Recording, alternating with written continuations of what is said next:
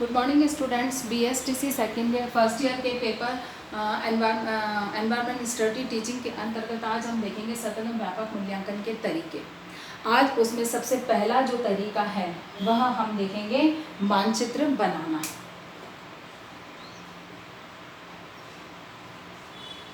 मानचित्र बनाना, क्योंकि हम बालक में कहते गतिविधि आधारित विभिन्न क्रियाओं के माध्यम से हम बालक के विकास का मूल्यांकन करते हैं। सतत और व्यापक मूल्यांकन की जो प्रकृति है वह बालक के निरंतर रूप से मूल्यांकन करने की प्रकृति है, जिसमें कि बालक की विभिन्न गतिविधियों में उसके भागीदारी, उसके कार्य करने के तरीके, उसके सीखने की क्षमताएं, उसके विकास के क्रम को का मूल्यांकन निरंतर रूप से किया जाता है। तो उसमें एक पक्ष है वह है मानचित्र का निर्माण करना।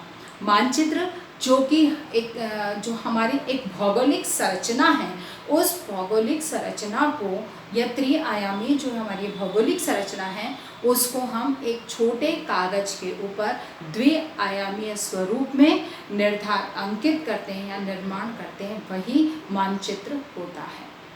अब मानचित्र जो छोटे बच्चों के लिए है वह जैसे मानचित्र जो छोटे बच्चों को, क्योंकि छोटे बच्चों को मानचित्र को पढ़ना सीखना आना चाहिए, पढ़ना आना चाहिए, क्योंकि मानचित्र अगर आपको पढ़ना नहीं, क्योंकि जीवन के हर पग पर हर क्षेत्र में मानचित्र एक ऐसा साधन है जो कि आपको कहीं न कहीं उसके अध्ययन की आवश्यकता पड़ती है। तो यहाँ पर मानचित्र के अध्ययन की क्षमताओं का मूल्यांकन इसमें किया जाता है, इसके विकास के माध्यम से इसका अध्ययन किया जाता है। अब बात आती है कि मानचित्र का जो अध्ययन करना बालक सीखेगा कैसे। तो सबसे पहले उसका निर्माण करना उसे सिखाया जाए, तभी वह उसका अध्ययन करना सीखेगा। तो निर्माण करने की जहाँ बात आती है तो छोटे बच्चों के लिए हम एक बड़ा भौगोलिक मानचित्र जो है वो छोटे कागज पर बना कर उसको पढ़ाना चाहिए, वो संभव नहीं है कि बालक उसको पढ़ना सीख सके। क्योंकि जैसे उसको कहेंगे कि राजस्थान की राजधानी यहाँ पर है, तो वो पहले तो राजस्थान की राजधानी क्या है वो उसे ही नहीं जानता, वो खाली जयपुर नाम जानता है, वो दिल्ली नाम जानता है, वो राजधानी क्या होता है उस चीज़ से वह परिचित नहीं, मतलब उसके बारे में वो विशेष जानकारी नहीं रखता, क्योंकि अभी वह सिर्फ इतना ही ज्ञान रखता है कि हाँ जयपुर कोई विशिष्ट शहर है, दिल्ली कोई विशिष्ट शहर है, तो कि सभी उसको नाम लेते हैं, इसलिए हम भी उनका नाम लेते हैं, हम उसको जानते हैं। लेकिन वो भारत की राजस्थान की राजधानी है, दिल्ली भारत की राजधानी है, क्यों है मतलब उसका क्या महत्व है, अभी उस चीज़ को वो नहीं समझता। तो वही चीज़ है कि मानचित्र पे अगर आप उसको कहें कि तू उसको ढूंढ, तो बालक के लिए उसका कोई महत्व या मूल्य नहीं है, क्योंकि उसको वो चीज़ नहीं आती, उसके लिए वो समझ की बात नहीं। इसीलिए हम बड़े मानचित्र को या एक भारत के मानचित्र, राजस्थान के मानचित्र को बनाकर और बालक को पढ़ने के लिए नहीं कह सकते। हम बालक को अगर मानचित्र का अध्ययन करना सिखाते हैं तो सबसे महत्वपूर्ण है कि उसके आसपास की भौगोलिक जो संरचना है उसको कागज पे उतारा जाए और उसका अध्ययन करने को कहा जाए। तो यहाँ पर मानचित्र बनाने के दो तरीके हैं, अध्ययन सिखाने के दो तरीके हैं। पहला है मेज पर या जमीन पर बनाकर, ठीक है ना। मेज या जमीन पर हम आसपास का जो उसका भौगोलिक वातावरण है, अब उसका भौगोलिक वातावरण कौन सा है, कक्षा कक्ष, ठीक है ना, कक्षा कक्ष, यानी कि हम सबसे पहले बालक को कक्षा कक्ष की भौगोलिक संरचना को कागज के ऊपर उतारकर और उसका अध्ययन करना सिखाएंगे, क्योंकि बालक यहाँ पर अपने कक्षा कक्ष की भौगोलिक संरचना क्या है, किस तरह का है, कहाँ पे क्या चीज़ है, कहाँ खिड़की है, कहाँ दरवाज़ा है, उसका प्रवेश द्वार कहाँ है, ये सारी चीज़ें वो उसके अंदर सही पैमाने के आधार पर बनती हैं, तो उसका सही ढंग से अध्ययन करना सीखता है। दूसरा तरीका होता है, क्योंकि ये एक छोटा स्केल है, प्रारंभिक अवस्था में है, फिर हम दूसरा इससे एक स्टेप और आगे बढ़ते हैं और वह होता है विद्यालय प्रांगण या चबूतरा, चबूतरे पर, ठीक है ना। विद्यालय प्रांगण या चबूतरे पर यहाँ पर आप कक्षा कक्ष से बाहर निकलकर हम किसका मानचित्र बनाएंगे?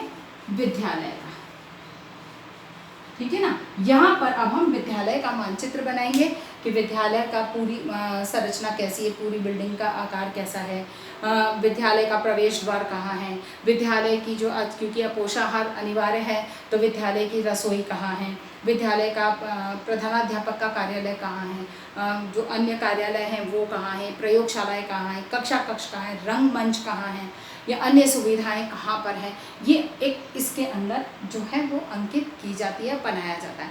अब बालक क्योंकि ये बीच में इसलिए रखा जाता है क्योंकि ये आते जाते बालक के रास्ते में हर समय बालक को दिखाई देता है, जिससे कि वे धीरे धीरे हर चीज़ को, कि आपने भी कई बार देखा होगा कि जैसे बालक ने कई कुछ चीज़ सीखी है तो वो जैसे मानचित्र ऐसा बना हुआ है तो वो उसके पास खड़ा होकर देखता है कि हाँ देख रसोई ये रही, देख वो यहाँ, देख वहाँ वो रसोई है, तो ये भी देख यहाँ पर, यहाँ बिल्कुल सही जगह दिखाई दे रही है। ऐसे करके वो धीरे धीरे उस चीज़ का अध्ययन करना सीख लेता है। यानी कि एक बड़ी भौगोलिक संरचना को छोटे कागज के ऊपर उतारने पर, द्विआयामी उसके ऊपर उतारने पर किस तरह से उसका अध्ययन किया जाता है उसको वह सीख लेता है। यहाँ पर एक चीज़ और महत्वपूर्ण है जो ध्यान देने की है, या जिसके लिए शिक्षक बालक को अलर्ट करता है या प्रशिक्षण प्रदान करता है, वह है चित्र और मानचित्र में अंतर करना। चित्र व मानचित्र में अंतर करना, है ना। सबसे पहला जो होगा दृष्टिकोण। चित्र और मानचित्र में बहुत बड़ा अंतर है। चित्र जो बनता है वह एक सामान्य आकार, यानी कि बालक दृष्टिकोण जिस जगह बैठा है उसी दृष्टिकोण से जैसा उसको दिखाई दे रहा है उसी के अनुकूल वह निर्माण करता है। लेकिन मानचित्र में ऐसा नहीं है। मानचित्र जो बनाया जाता है, मानचित्र के लिए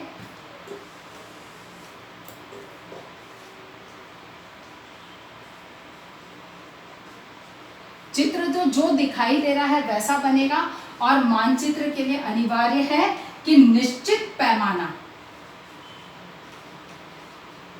है ना।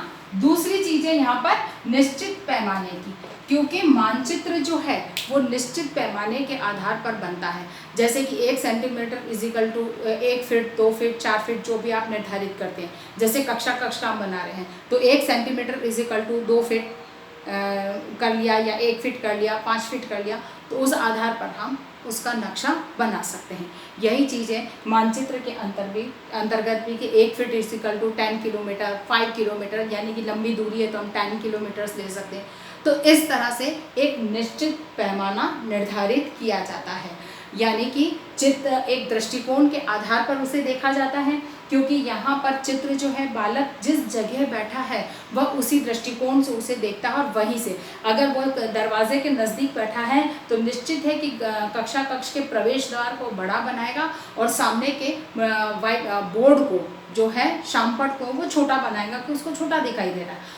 आगे बैठने वाला बच्चा शामपट बड़ा बनाएगा और प्रवेश द्वार को छोटा बनाएगा क्योंकि उसको वैसा दिखाई दे रहा है। यानी कि जो जहाँ जिस दृष्टिकोण से उसको देख रहा है वैसा चित्र वो बनाता है। लेकिन मानचित्र में दृष्टिकोण की तुलना में पैमाना ज़्यादा महत्वपूर्ण होता है कि पैमाने के आधार पर बनता है। इसीलिए पैमाने के आधार पर जब मानचित्र बनाया जाता है तो संपूर्ण कक्षा के प्रत्येक छात्र का एक जैसा मानचित्र बनता है। लेकिन जब चित्र बनाया जाता है तो उस चित्र में अंतर, हर छात्र के दृष्टिकोण से अंतर पाया जाता है। और सीधी बात, और तीसरी बात आती है निरूपण का प्रकार। निरूपण का प्रकार यानी कि किस चीज को कैसे निरूपित किया जा रहा है। मानचित्र में हर चीज को पैमाने के आधार पर और उसी के अनुकूल रेखांकित करना, या विशिष्ट इसके जो साइन है, जो चिन्ह है वो भी एक जैसे निश्चित होते हैं, निश्चित किए जाते हैं कि भाई लाल जैसे ताकि त्रिकोण में अमुक क्षेत्र को दर्शाया गया है, सर्कल में अमुक क्षेत्र को दर्शाया गया है, आयताकार में अमुक क्षेत्र को दर्शाया गया है, आयताकार खाली में अमुक को दर्शाया गया है, आयताकार में रेखांकित जो किया गया उसमें अमुक चीज़ को दर्शाया गया है। यानी कि ये चीज़ स्पष्ट रूप से निर्धारित होती है पैमाने के साथ में। और चित्र के अंदर बालक अपनी सुविधा के अनुसार जैसा उसे सुगम लगता है उसी के अनुकूल वह हर चीज़ को लिखता प्रदर्शित करता है। यानी कि यहाँ पर बालक के अपने दृष्टिकोण, अपनी क्षमताओं के आधार पर वह इसका निर्माण करता है। तो मानचित्र जिसके माध्यम से बालक के मानचित्र के अध्ययन की क्षमताओं का मूल्यांकन किया जाता है। आशा करती हूँ कि मेरी आज की बात आपको समझ में आई होगी। इसी के आधार पर आज आपको एक प्रश्न करना है।